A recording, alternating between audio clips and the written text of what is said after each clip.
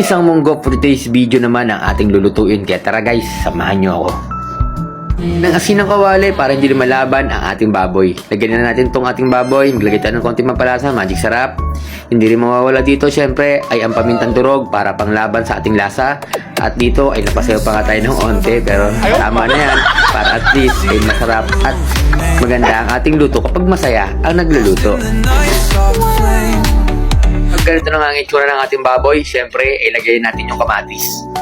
Lutuin natin ang gusto yung kamatis para naman mamula-mula ang sabaw natin mamaya. Pagkatapos nyan, ilagay na natin ang bawang sibuyas at pampalasa at ilagay na rin natin itong ating munggo na pressure cooker at malambot na.